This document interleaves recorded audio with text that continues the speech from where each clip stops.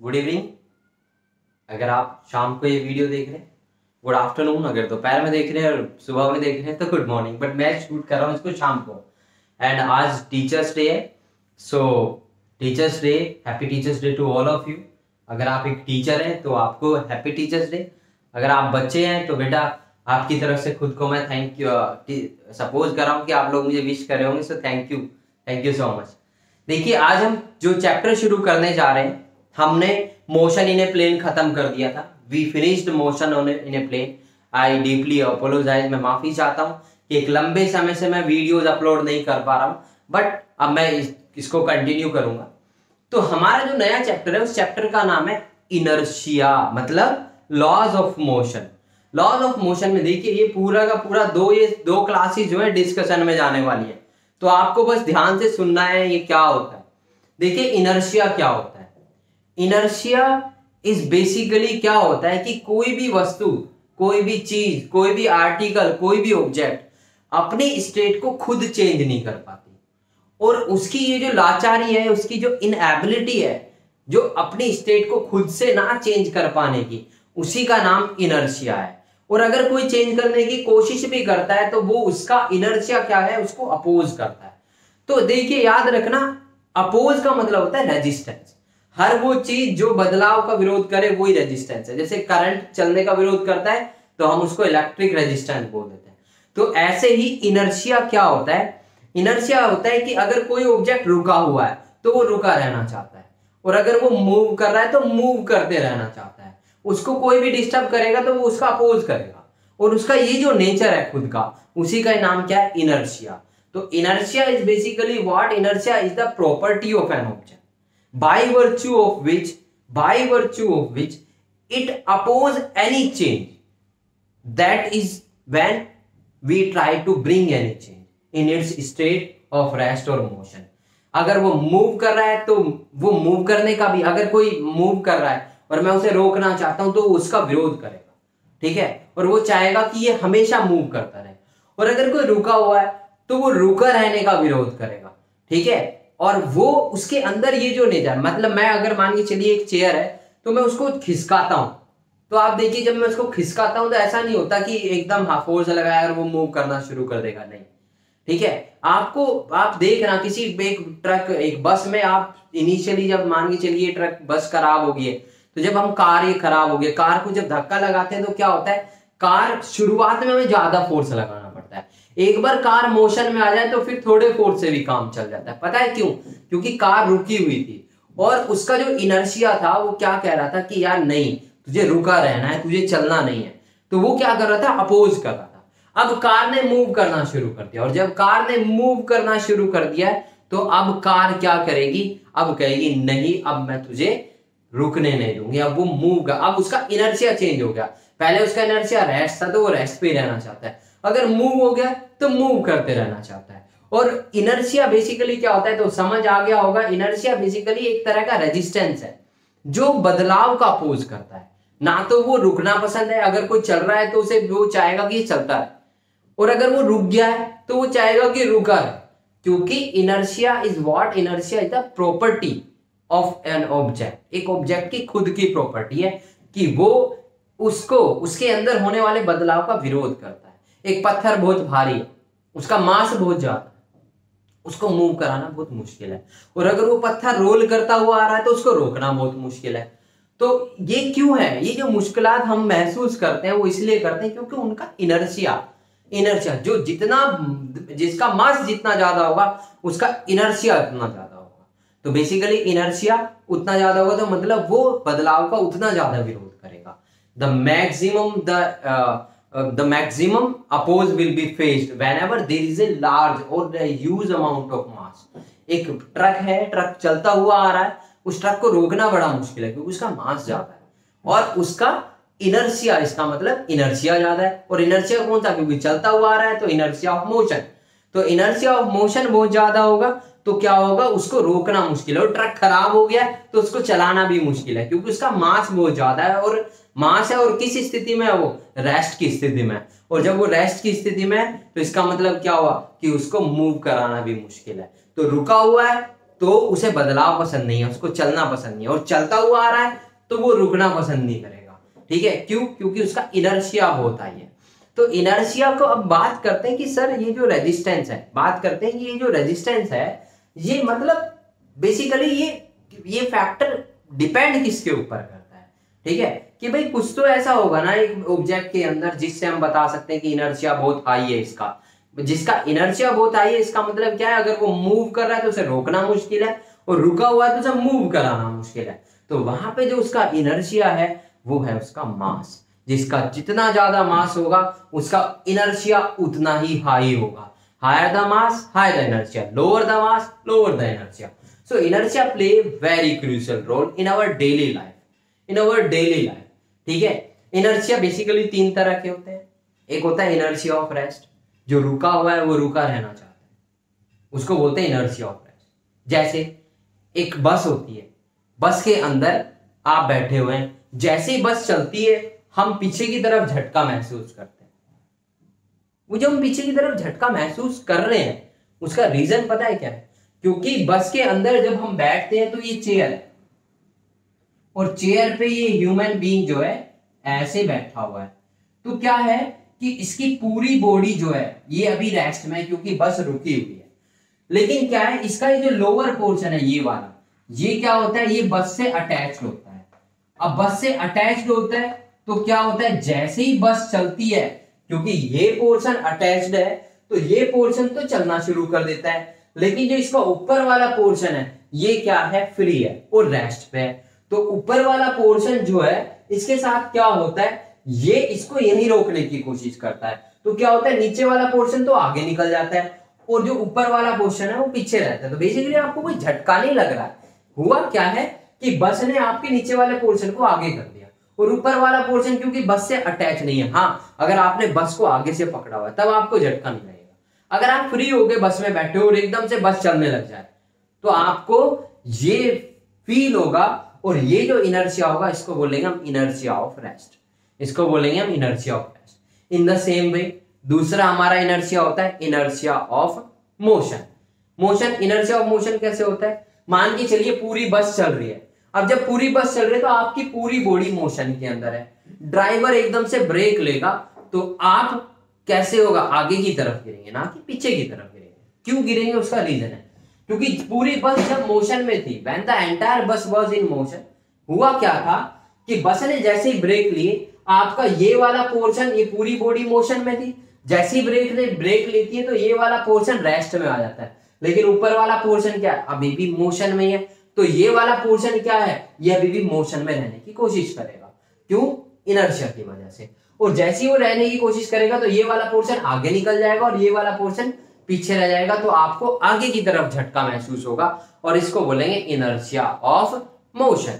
तो there are 2 type of inertia. Third type of inertia is experienced by us when someone is taking turn on the circle. आप किसी एक circle है, एक मतलब एक गोल चक्कर है आपका, गोल चक्कर पे कर्ड रोड है। अगर आप उसके ऊपर, अगर आप एक कर्ड रोड पे ऐसे घूमते हैं तो आप देखेंगे जब कर्ड रोड पे घूमेंगे तो आपकी बॉडी ऐसे टिल्ट हो जाएगी, ऐसे बाहर की तरफ।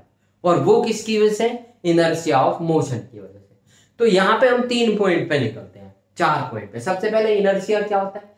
इनर्शिया एक प्रॉपर्टी की, वो एक ऑब्जेक्ट की वो प्रॉपर्टी होती है जिसमें वो अपने बदलाव को कभी भी पसंद नहीं करता। वो अगर रुका हुआ है तो रुका रहना चाहता है, मूव कर रहा है तो मूव करना चाहता है। और उसका ये जो नेचर है, इसी नेचर को हम क्या बोलते हैं, इसकी ये जो प्रॉपर्टी है इसी को बोलते हैं हम inertia. Point number 1। Point number 2, what is the measure of inertia. हम कैसे पता करेंगे कि किसका इनर्शिया ज्यादा और किसका इनर्शिया कम है। तो measure of inertia is simple, जितना ज्यादा मास होगा उसका इनर्शिया उतना ही हाई होगा। Higher the mass higher the inertia, lower the mass lower the inertia. एक छोटा सा इंसान है, एक हल्का सा, मेरे जैसे इंसान है, मैं हल्का ही हूँ, 62 किलो वजन है, मतलब 62 न्यूटन ऑफ, बेसिकली हम उसको केजी बोल देते हैं। तो अब मान के चलिए कोई आके मुझे से धक्का मारेगा तो मैं आराम से चला जाऊंगा। अब कोई 90 केजी का लड़का खड़ा हुआ है, उसको अगर मैं ही धक्का मारने लगूंगा तो वो नहीं चलेगा क्योंकि उसका मास ज्यादा है। तो इसका मतलब क्या हुआ, इनर्शिया का मेजरमेंट किससे किया जाता है, inertia is measured with the help of mass. Higher the mass, higher the inertia. So measure of inertia. तो ये पॉइंट इंपॉर्टेंट पॉइंट जो इनर्शिया के बारे में, measure of inertia, measure of inertia, ये क्या होता है? Mass. Mass is the measure of inertia. Point number third is the type of inertia. तो टाइप ऑफ इनर्शिया में मैं सबसे पहले बात करता हूं बच्चों, वो होता है इनर्शिया, इनर्शिया ऑफ रेस्ट. मैं पहले ही बता चुका हूं ये क्या होता है, inertia of rest. Number two is inertia of motion, inertia of motion. Number third is inertia of direction. तो there are three type of inertia: inertia of rest, inertia of motion and inertia of direction. Inertia of rest, inertia of inertia of rest, inertia of rest, inertia of motion and inertia of direction. अब हम आगे बात करते हैं और एक बहुत important term है और उस टर्म का नाम है मूवमेंट ऑफ, उस टर्म का नाम है linear momentum. Linear momentum. Linear momentum की आपको हर जगह जो डेफिनेशन मिलेगी वो मिलेगी, it is the product of mass and velocity. It is the product of mass and velocity. और मैं भी ये डेफिनेशन दूंगा कि product of mass and velocity. But इसकी जो अंडरस्टैंडिंग है of mass and velocity, तो इसकी जो अंडरस्टैंडिंग है आज हम उसके बारे में डिस्कशन करेंगे कि ये बेसिकली होता क्या है. ठीक है, ये आता कहां से है, ये होता क्या है, इसके बारे में हम बात करते हैं. तो P is equal to M into b. सबसे पहले तो आपको ये याद रखना है कि ये एक वेक्टर क्वांटिटी है. ठीक है, P is equal to M into b, और इसका जो यूनिट होती है केजी मीटर पर सेकेंड या M1 L1 T माइनस 1. ये इसकी क्या होता है, डायमेंशनल फॉर्मूला होता है. देखिए ये एक डेफिनेशन है जो आप पढ़ते हो, आपके स्कूल के टीचर, मेरे जैसे टीचर होंगे वहां पे, वो पढ़ाते हैं. ठीक है, बट सबसे इंपॉर्टेंट है इसकी अंडरस्टैंडिंग को डेवलप करना. इसकी अंडरस्टैंडिंग को डेवलप करते हैं कि ये बेसिकली ये P is equal to M into b होता है. देखिए, it is the product of mass and velocity. It is the product of mass and velocity. ये मास और वेलोसिटी का प्रोडक्ट है. अब देखते हैं एक छोटा सा कॉन्सेप्ट, एक छोटा सा पॉइंट समझते हैं. मान के चलिए एक बच्चा है यहाँ पे और ये यहाँ पे स्ट्रोलर में बैठा हुआ है. स्ट्रोलर, ठीक है, STR, भाई स्पेलिंग थोड़ी गलत हो सकती है, STROWLLER. ठीक है, ये गलत हो सकती है, उसके लिए सॉरी. ठीक है, ये एक बच्चा है जो एक स्ट्रोलर में बैठा हुआ है, अभी रुका हुआ है बच्चा. अब ये बच्चा रुका हुआ है, इसकी वेलोसिटी कितनी है, 0. तो इसका मोमेंटम भी कितना है, 0. इसका मोमेंटम 0 है. अब होगा क्या, मान के चलिए मैं इसके ऊपर फोर्स लगाता हूं. जब मैं इसके ऊपर फोर्स लगाता हूं तो इसके अंदर वेलोसिटी आ जाएगी, और जब इसके अंदर वेलोसिटी आ जाएगी तो इसके अंदर क्या आ जाएगा, मोमेंटम आ जाएगा. जितना ज्यादा मैं फोर्स लगाऊंगा उतना ज्यादा इसके अंदर वेलोसिटी आएगी, और जितनी ज्यादा वेलोसिटी आएगी हम बोलेंगे उतना ही ज्यादा मोमेंटम आ गया. तो जितना ज्यादा मोमेंटम हम लाना चाहते हैं उतना ही ज्यादा फोर्स लगाते हैं. तो अगर देखा जाए तो मोमेंटम क्या हुआ, मान के चलिए एक पार्टिकल है वो मूव कर रहा है एक फिक्स वेलोसिटी के साथ, उसके अंदर मोमेंटम तो है, लेकिन इसके ऊपर लगने वाला फोर्स अब 0 है. क्योंकि फोर्स लगेगा तो वो इसकी वेलोसिटी को चेंज करेगा. अगर इसकी वेलोसिटी फिक्स है तो एज इट इज रहेगी, उसमें कोई, लेकिन इसके अंदर अभी भी मोमेंटम है बट फोर्स 0 है. अब एक बात बताओ, जब ये मूव करा, देखिए मैं एक बात क्लियर कर दूं, मैं यहां फ्रिक्शन को 0 मान के चल रहा हूं और ये भी मान के चल रहा हूं कि कोई एयर नहीं है. मतलब मैं एक सैटेलाइट के बारे में बात कर रहा हूं. तो एक सैटेलाइट मूव कर रही है, तो एक सैटेलाइट जब मूव, उसको लॉन्च किया जाता है उस समय उसकी वेलोसिटी 0 होती है. तो जब उसको लॉन्च करते हैं तो उसको एक फोर्स लगाते हैं और फोर्स के साथ एक बार उसको थ्रो कर देते हैं, और थ्रो करने के बाद वो एक वेलोसिटी के साथ मूव करता रहता है. तो उसके अंदर वो जो वेलोसिटी आई है वो किसकी वजह से आई है, फोर्स की वजह से. और जितना ज्यादा फोर्स लगाओगे मतलब उतनी ज्यादा वेलोसिटी आई है. ठीक है, और वेलोसिटी मतलब उतना उसके अंदर मोमेंटम आया. तो हम इन शॉर्ट ये बोल सकते हैं कि momentum is basically the measurement of force. वो किसी का भी मोमेंटम जो होता है वो ये जानकारी देता है कि जब उसको कभी भगाया गया होगा 0 से और वो वेलोसिटी दी गई होगी, उस समय कितना फोर्स यूज किया गया. मोमेंटम उसके बारे में बताता है. ठीक है, या एक बॉल मूव करती हुई आ रही है और मैं उसकी कोई मोमेंटम होगा।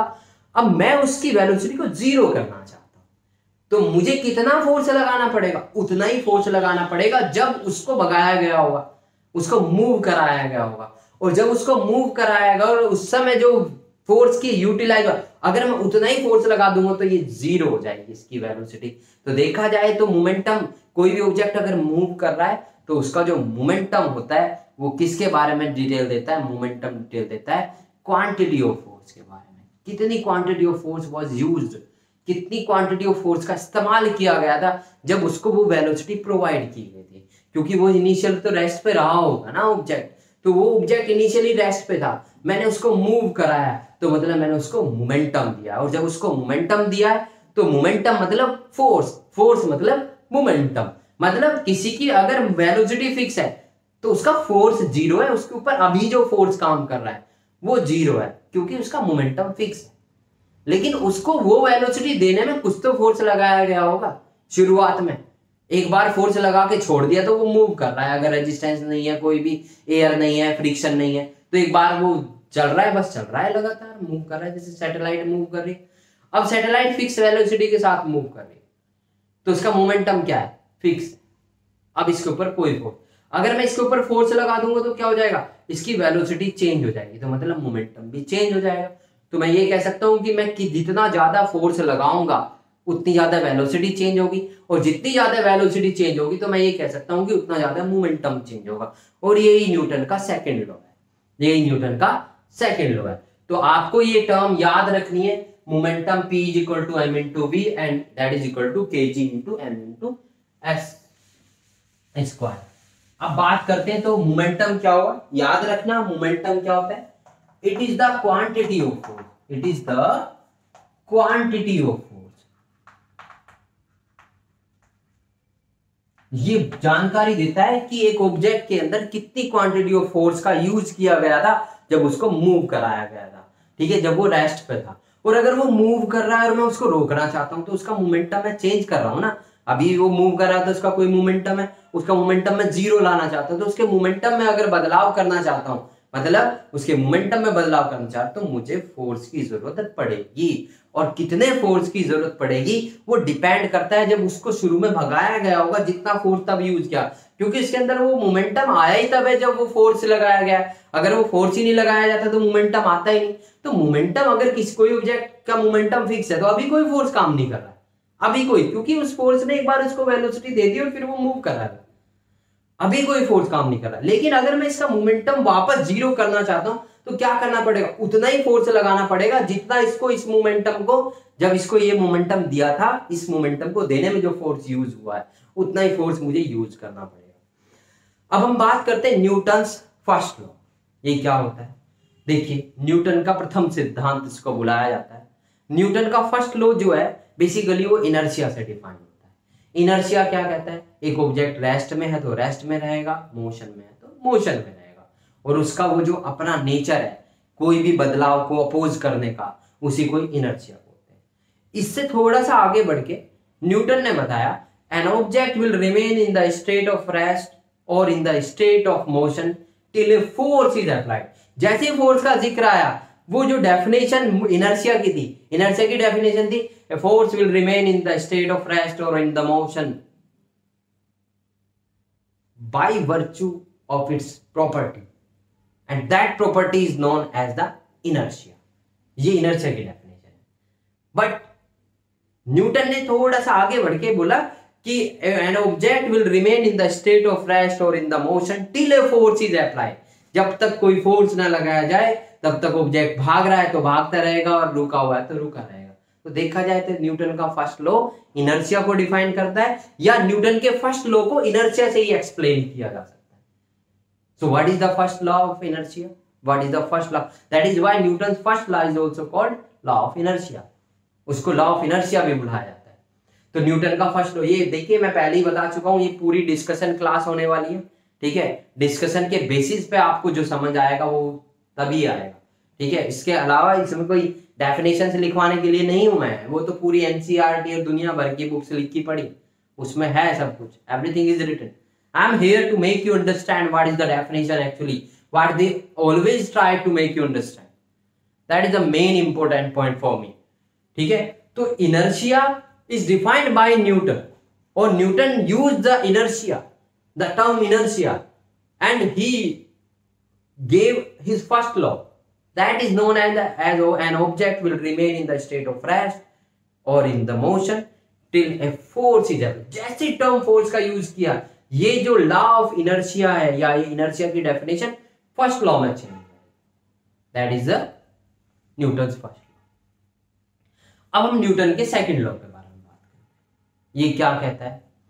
न्यूटन का सेकंड लॉ बोलता है, और बहुत अच्छे से बोलता है, कि आप एक ऑब्जेक्ट के ऊपर जितना ज्यादा फोर्स लगाओगे उसका मोमेंटम उतना ज्यादा चेंज। मतलब force is directly applied force is directly proportional to rate of change of momentum. और मोमेंटम मैं पहले ही बता चुका हूं, ये एक पार्टिकल है, ये रहा। अब इस पार्टिकल को मैं वेलोसिटी देता हूं। वेलोसिटी कैसे दी जाएगी? अभी तो ये रुका हुआ है, बिना फोर्स लगाए तो दी ही नहीं जाएगी। मैं जितना ज्यादा फोर्स लगाऊंगा इसके अंदर उतनी ज्यादा वेलोसिटी आएगी। तो मतलब इसका मोमेंटम जीरो से उतना ज्यादा चेंज हुआ है। तो मैं ये लिख सकता हूं कि force applied force is directly proportional to rate of change of momentum. Rate of change, आपका मोमेंटम पर सेकंड कितना चेंज हो रहा है, क्योंकि मैं क्या अप्लाई कर रहा हूं? फोर्स अप्लाई कर रहा हूं। And this is the Newton second law. Newton का सेकंड लॉ बोलता है force applied is always directly proportional to rate of change of momentum. क्योंकि बिना फोर्स अप्लाई करे आपकी वेलोसिटी में बदलाव नहीं आएगा, और फोर्स हमेशा वेलोसिटी में ही बदलाव लाता है। तो न्यूटन का सेकंड लॉ क्या कहता है? न्यूटन का सेकंड लॉ बोलता है, न्यूटन्स सेकंड लॉ क्या कहता है? ये न्यूटन का second law, the force applied on an object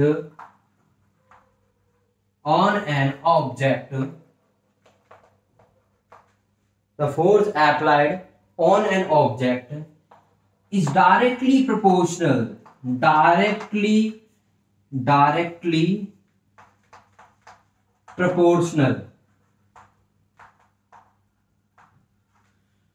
to the rate of change of momentum, to the rate of change of momentum। मतलब F is directly proportional to dp upon dt। आप देखिए ना, जितना ज्यादा force लगाएंगे उसकी velocity कम समय में उतनी ज्यादा बढ़ जाएगी। That is why F is directly proportional। देखिए रेट को रिप्रेजेंट किया जाता है, बेसिकली है क्या, मैं समझाता हूं आपको थोड़ा सा। यहां पे देखिए फोर्स अप्लाइड जो होता है, ठीक है, ये यहाँ पे प्रोपोर्शनलिटी का साइन हटाते हैं तो एक कांस्टेंट आता है, और उस कांस्टेंट की वैल्यू 1 न्यूटन होती है, आपको याद रखनी है। तो F इज इक्वल टू होता है change in momentum. Change in momentum क्या होगा? P2 minus P1 upon time, P2 minus P1 upon time. अगर मान के चलिए ये जो P2 माइनस P1 ये बहुत कम टाइम में इस पूरे पोर्शन को, इस पूरी प्रोसेस को मैं छोटे छोटे पार्ट में डिवाइड कर दूं, मतलब पर सेकेंड के हिसाब से देखूं, तो ये जो P2 माइनस P1 है इसको लिखूंगा मैं ऐसे dp, क्योंकि ये बदलाव है, और किस में होने वाला बदलाव है? मोमेंटम में, और अपॉन टाइम। और बच्चों देखो इसी को डिफरेंशिएशन भी बोलते हैं, ठीक है, इसी को डिफरेंशिएशन भी बोलते हैं। तो हमारा F इज इक्वल टू क्या आ गया? dp upon dt। अब याद करो d upon dt, p is equal to क्या होता है? p इज इक्वल टू होता है m into v। p is equal to m into v। m ले लेता हूं मैं बाहर, तो ये क्या हो जाएगा? dv upon dt। और याद करो change in acceleration velocity with respect to time, dv upon dt तो एक्सेलरेशन होता है। तो हमारा फॉर्मूला क्या हो गया? m into a, m into a। This is the simple thing. ये बिल्कुल साधारण सी हमारा न्यूटन का फर्स्ट सिद्धांत है, सॉरी दूसरा नियम है, थर्ड सेकंड लॉ। अब हम बात करते हैं न्यूटन्स का थर्ड। न्यूटन का थर्ड लॉ क्या कहता है? देखिए इसको याद रखेंगे सभी। न्यूटन का थर्ड लॉ क्या कहता है? ये कहता है कि to every action there is always equal and opposite reaction. हर एक्शन का रिएक्शन होता है। अगर ये दो पार्टिकल है, ये ऐसे टकरा रही है, तो ये इसके ऊपर फोर्स लगा रही है, ये इसके ऊपर फोर्स लगा रही है, और ये दोनों एक दूसरे के ऊपर इक्वल और अपोजिट फोर्स लगाती है। यही न्यूटन का थर्ड लॉ है। न्यूटन का थर्ड लॉ क्या कहता है? To every action there is always equal and opposite reaction. 9th standard में आपने पढ़ा होगा। इसका प्रूफ करेंगे, और प्रूफ करेंगे नेक्स्ट क्लास में। नेक्स्ट क्लास में हम एक और टॉपिक पढ़ेंगे, उस टॉपिक का नाम है इम्पल्स। ठीक है, तो हमने आज momentum, inertia, Newton first law, Newton second law, Newton third law, all three concepts have been done by us. So thank you everyone, have a nice day. Please like the video, share the video and subscribe the channel. I want the support of all of you. आप जितना ज़्यादा support करेंगे मेरा motivation बढ़ेगा, and मैं और videos, और मैं ये बोर्ड जो है ना इसको उलटने वाला हूँ। ठीक है, और जैसे ही मेरे पास I will have the bunch collection of money, then I will shift to the smart board, don't worry. ठीक है, मैं फिर स्मार्ट बोर्ड की तरफ मूव कर जाऊंगा। देखते हैं ईश्वर भोलेनाथ क्या कराते हैं। Have a nice day, thank you, have a great day.